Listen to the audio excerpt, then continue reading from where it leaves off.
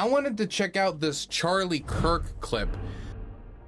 I've never been a big fan of Charlie Kirk. I don't like his type of guru talking, or his fake guru talking about certain issues. And what I mean by that is a lot of times I'll see him open his mouth about issues he does not fully understand.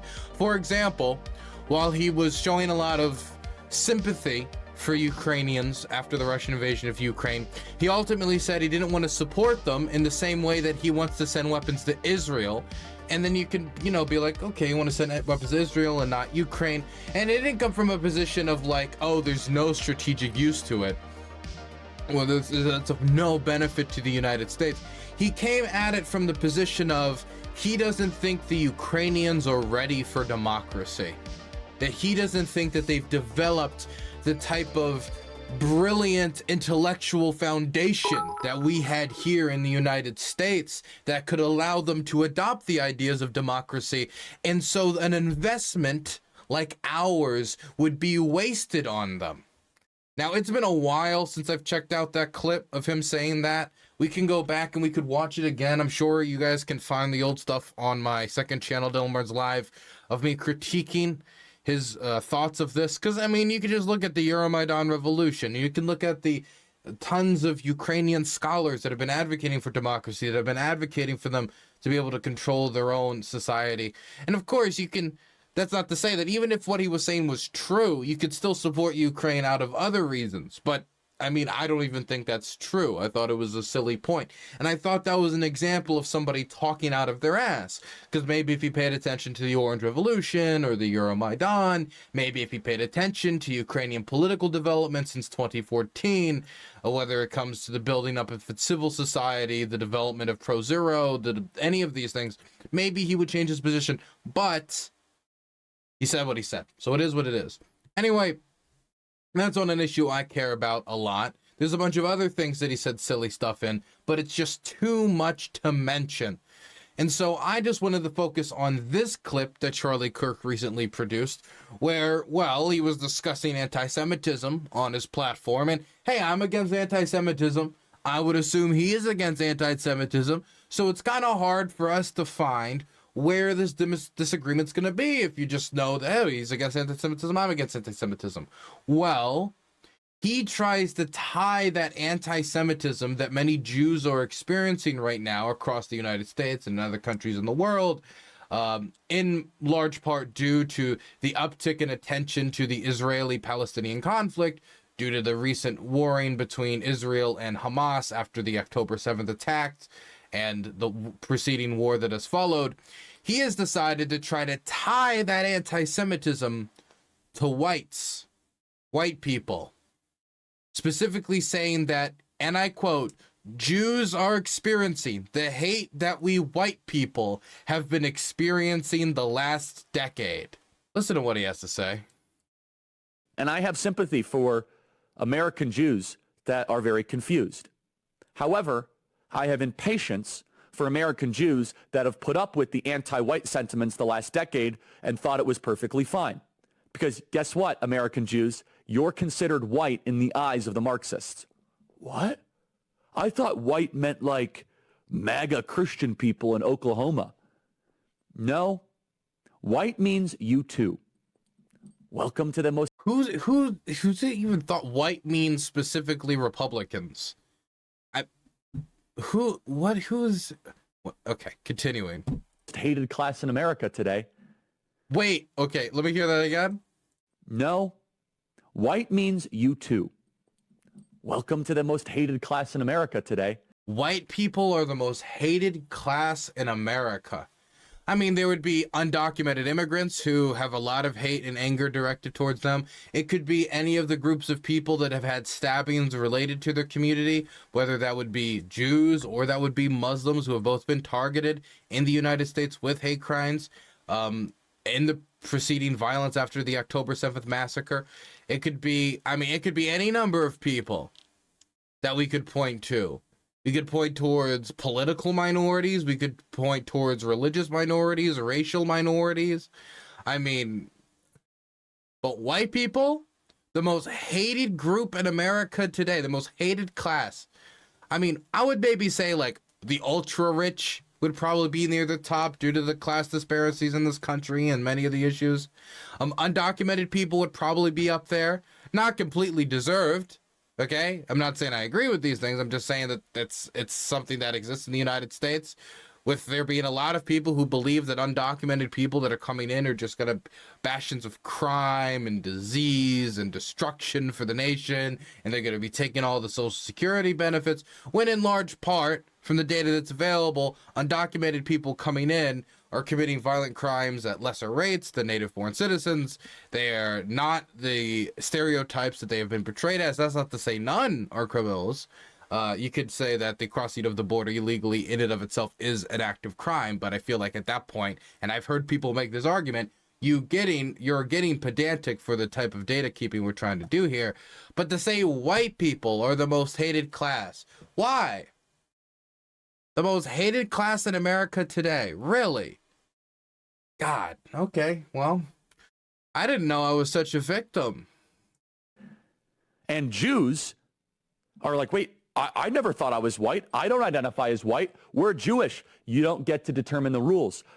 Many American Jews are shocked that the organizations and the charities that they have been subsidizing want them dead. I have not seen this dilemma brought up. Like, I see the narrative line he's building, but I don't see any of this in reality. I haven't seen the tweet that's like, man, I was giving all this money to Black Lives Matter, and now Black Lives Matter has told me, ew, ew, stinky, stinky, Jewy, Jewy. And whoa, that's not happening. I haven't seen that. But of course, just because I haven't seen it doesn't mean it necessarily isn't happening. I'm just saying that I'd like to see it for someone to confirm to me that it's happening, because Charlie's kind of saying it in a matter-of-fact way. That's not this, like, I'm sure you could find individual activists who have said disgusting things, but when he's talking about movements, that leads me to believe that, like, here is one organization saying this horrible anti-Semitic stuff about Jews. Or is he just going to point to, okay, here's an example of one of these groups condemning the Israeli government, and he's going to make it like these two groups are equivalent? I don't know. Which, ironically enough, would be anti-Semitic, considering the topic of Charlie's discussion. This is cut 67. I think this is illegal, where they are forbidding Jewish students from going to class. That Jewish kids are being physically prevented from going to class. And to be clear, kids were being prevented from going to class. It was a blockade, and Jewish kids, along with all the other kids, were being blocked. Now, that also doesn't mean the Jewish kids were being blocked, but that's with all the other kids being blocked. And he hasn't connected this to the Jews. I haven't seen that getting connected to the Jews yet. Like, it was the Jews who funded their own downfall. I want to make sure this is clear. At the foundational level, this is at UCLA. This is coast to coast.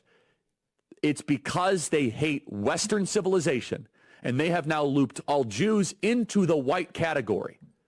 So okay, this is, well, I don't know what this I don't know what are we building up towards? What's going to be the precipice here? Now Jews are experiencing the hate that we white people have been experiencing the last decade, and we've been warning against. Hey, you know that there's like a lot of venom against white people because of the color of their skin? Too bad. Floydapalooza, BLM, diversity is our strength. And now all of a sudden Jews are saying, this kind of feels like how we got to Auschwitz. This doesn't seem right. And I'm glad they're waking up. And it is how you get to mass murder. It is how you get to elimination. So there's a lot of things I want to talk about. Oh man, there's many things I could say. First thing, just right off the bat, I don't think that you condemning the murder of an unarmed black man equals you laying the foundation of people being racist towards you in the future. Being hatred, like, oh, I don't think that unarmed black man should be killed by the police. Oh my gosh, you've just planted the seeds of anti-Semitism for a generation to come. Come on. Get out of here. Get out of here. That's the first thing. Second thing is, what he is implicitly saying here, even if he isn't saying it directly, is that if this is just like how we got to Auschwitz, but Jews are finally feeling what whites have felt for the last decade. And I mean, I would say out of all the groups you could point towards and be like, oh, now you're finally feeling discrimination, Jews is probably the worst group you could have picked. I mean, they're known for like decades and decades and decades, thousands of years of mistreatment, of being treated like garbage by different countries, getting kicked out of this country, getting kicked out of that country for anti-Semitic rumors, due to all number of things. And this is the group you say, aha, now you understand discrimination, because now you know what it's like to be white. On its face, it's ridiculous. On its face, it's ridiculous. But let's take this to its implicit conclusion. If what he's saying is true, this is how you get to Auschwitz, but it is also them feeling what white people have felt for the first time in like a decade, then implicitly what's being said here is that white people were on the path to Auschwitz. That under Charlie's framework, if this is how you get to Auschwitz, and it is Jews feeling what white people have felt, then whites were on the path to Auschwitz, their own Auschwitz, Whiteshwitz.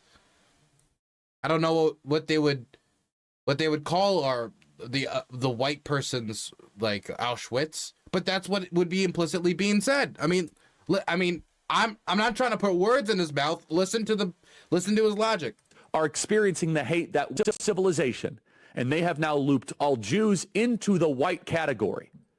So now Jews are experiencing the hate that we white people have been experiencing the last decade, and we've been warning against. Hey, you know that there's like a lot of venom against white people because of the color of their skin?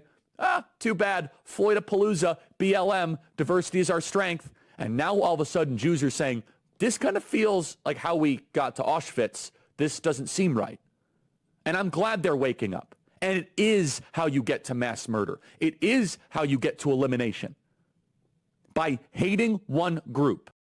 He is implicitly saying that white people were on the path towards mass murder, extermination, and their own Auschwitz, while also being a majority of the population, holding a majority of the wealth, making up the majority of law enforcement positions, making up a majority of positions of influential CEOs and power brokers and congresspeople and senators. A bunch of white senators and white congressmen and white businessmen and white power brokers were all going to get together and make the decision to march all the white people to the white Auschwitz and be eliminated and exterminated. That's what would be implicitly said if Jews are just feeling what white people are feeling, which is just like the path to Auschwitz. My God, how bold. How bold. And this close to the Holocaust Remembrance Day. Really, very bold. You know, you should be bold, but not too bold, Charlie.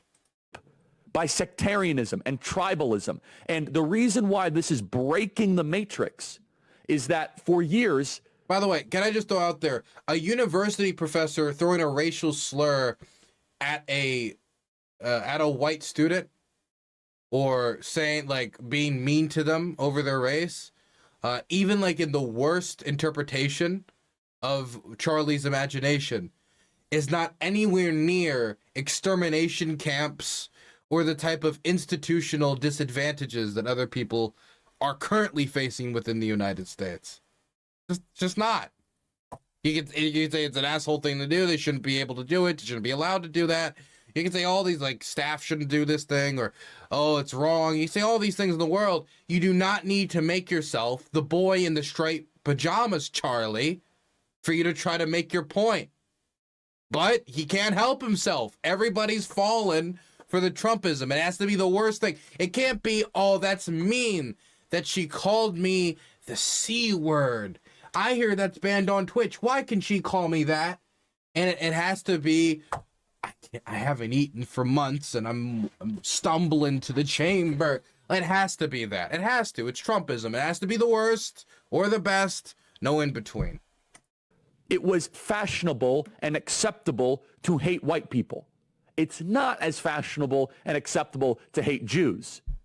But if you call Jews white, are you then able to hate Jews? What a brilliant mind. What a brilliant mind. Why can't it just be, why can't he just respect the Jews on their own terms, on their own issues of discrimination that they've been facing for thousands of years? Why does he need to make it about himself? Why does he need to make the thousands of years of discriminations Jews faced now repurposed into, actually, it is not the resurgence of years and decades and 1,000-year-old myths being repackaged, whether it's blood libel, whether it's nonsense about child sacrifice or the gathering of Christian blood or whatever it is. No, it's really just wokeness gone amok. The Spanish Inquisition, wokeness gone amok. The Holocaust, woker than the most woke. All of it's just all wokeness gone amok. My goodness.